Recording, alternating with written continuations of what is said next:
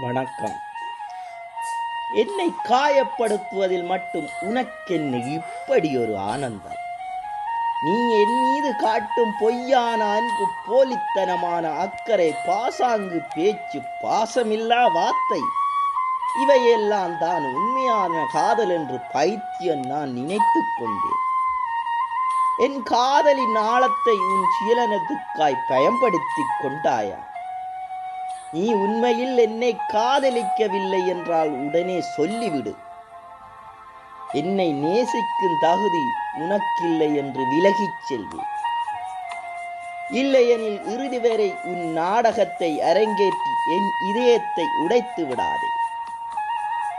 நீ தந்த காயங்கள் என் மரணம் வரை ஆறா வடுவாகிவிடும். என் இதயத்தை மட்டும் பந்தாடாதே. நன்றி. நான் உங்கள் மணலாறு சிவா.